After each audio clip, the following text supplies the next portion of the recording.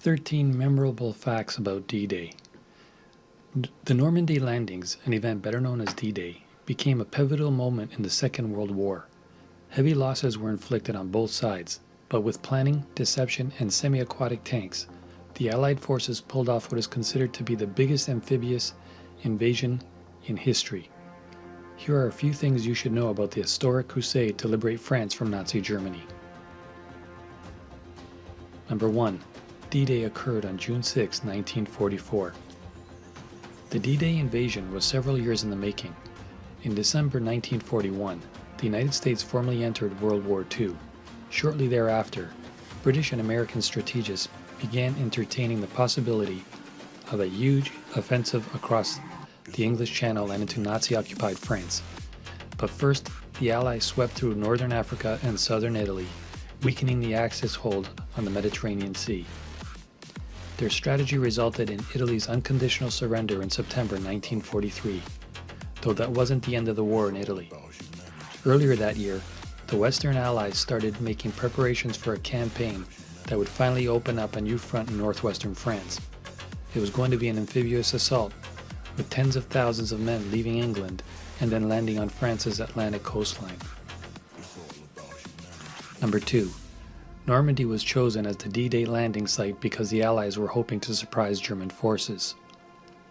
Since the Germans would presumably expect an attack on the Pays de Calais, the closest point to the UK, the Allies decided to hit the beaches of Normandy instead. Normandy was also within flying distance of warplanes stationed in England, and it had a conveniently located port. Number 3. D-Day action centered around 5 beaches that were codenamed Utah, Omaha, Gold, Juno, and Sword.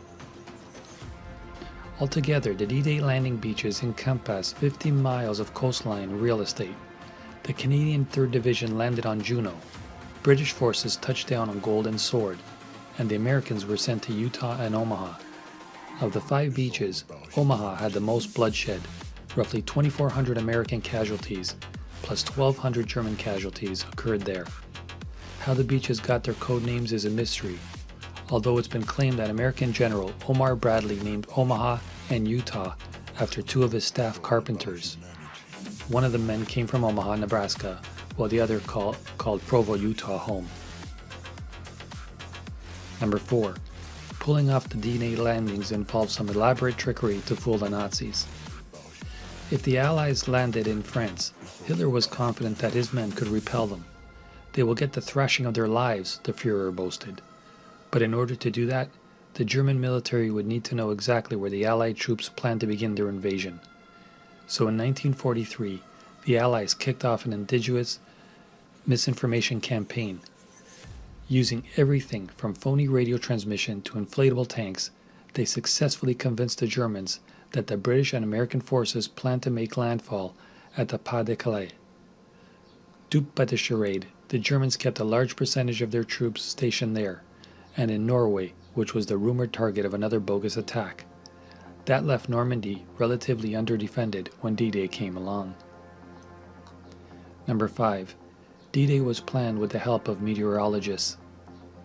The landings at Normandy and subsequent invasion of France were codenamed Operation Overlord, and General Dwight D. Eisenhower, the future U.S. President, led the operation.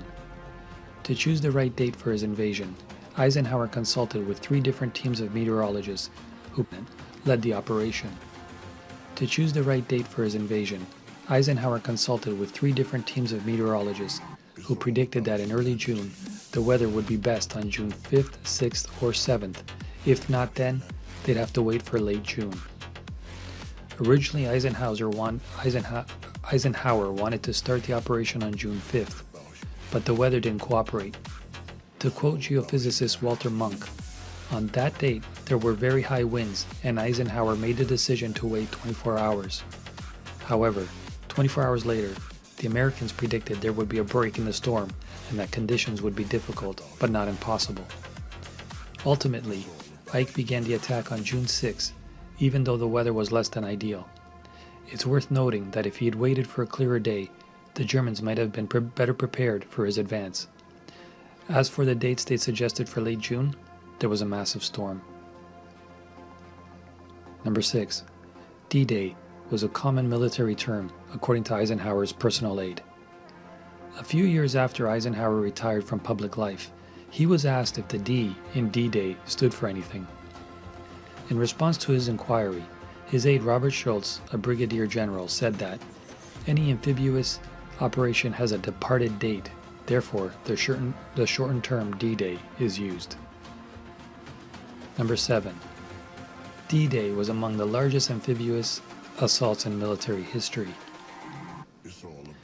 On D-Day, approximately 156,115 Allied troops representing the United States, the United Kingdom, Canada, Australia, Belgium, Czechoslovakia, France, Greece, New Zealand, Norway, and Poland landed on the beaches of Normandy. They were accompanied by almost 7,000 nautical vessels. In terms of aerial support, the Allies showed up with more than 10,000 individual aircrafts, which outnumbered the German planes 30-1. Number 8. On D-Day, floating tanks were deployed by the Allies. The brainchild of British engineers, the Sherman duplex drive tanks, aka Donald Duck tanks, came with foldable canvas screens that could be unfurled at will, turning the vehicle into a crude boat. Once afloat, the tanks were driven forward with a set of propellers. They had a top nautical speed of just under 5 miles per hour. The duplex drives that were sent to Juno, Sword, and Gold fared a lot better than those assigned to Omaha or Utah. The one at Omaha mostly sank because they had to travel across larger stretches of water, and they encountered choppier waves. Number 9. When the D-Day attack started, Adolf Hitler was asleep. On the eve of D-Day, Hitler was entertaining Joseph Goebbels and some other guests at his homes in the Alps. The dictator didn't go to bed until 3 a.m. Just 3.5 hours later, at 6:30 a.m., the opening land invasions at Normandy began. And by that point, Allied gliders and paratroopers had been touching down nearby since 12:16 in the morning. Hitler was finally roused at noon, when his arms minister informed him about the massive assault underway in Normandy. Hitler didn't take it seriously and was slow to authorize the top general's request for reinforcements. That mistake proved critical. Number 10. Dwight Eisenhower was fully prepared to accept blame if things went badly on D-Day. While Hitler was partying in the Alps, Eisenhower was drafting a bleak message. The success of Operation Overlord was by no means guaranteed, and if something went horribly awry, Ike had no other choice but to order a full retreat. So he preemptively wrote a brief statement that he intended to release if the invasion fell apart. Our landings in the Cherbourg Havre area have failed to gain a satisfactory foothold, and I have withdrawn the troops, it said. My decision to attack at this time and place was based upon the best information available.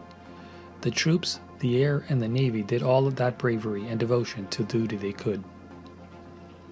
If any blame or fault attaches to the attempt, it is mine alone. Number 11. Knocking out German communications was one of the key victories on D-Day. Hitler may not have had all of his troops in the right spot, but the Germans who would have been stationed at Normandy did enjoy some crucial advantages. At many localities, Omaha Beach included, the Nazi forces had high-powered machine guns and fortified positions. That combination enabled them to mow down huge numbers of Allied troops. But before the dawn broke on June 6, British and American paratroopers had landed behind enemy lines and taken out vital lines of communication while capturing some important bridges. Ultimately, that helped turn the tide against Germany. Number 12. Theodore Roosevelt's son earned a Medal of Honor for fighting on D-Day. It was the 56-year-old Brigadier General Theodore Roosevelt Jr. who led the first wave of troops on Utah Beach. The men, who had been pushed off course by the turbulent waters, missed their original destination by over 2,000 yards. Undaunted, Roosevelt announced, "We're going to start the war from right here." Though he was arthritic and walked with a cane, Roosevelt insisted on putting himself right in the heart of the action. Under his leadership, the beach was taken in short order.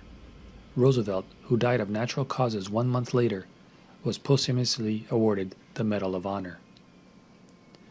Number 13. D-Day was the opening chapter in a long campaign. The Normandy invasion was not a one-day affair. It raged on until Allied forces crossed the River Seine in August. Although the Allies took about 200,000 casualties over the course of the campaign, including 4,413 deaths on D-Day alone. According to the D-Day Center, no reliable figures exist for the German losses, but it is estimated that around 200,000 were killed or wounded, with approximately 200,000 more taken prisoner. On May 7, 1945, less than a year after D-Day, Germany surrendered, ending the war in its European theater. Guys, gals, everything in between, if you did like this video, please don't forget to subscribe, and please smash that thumbs up button.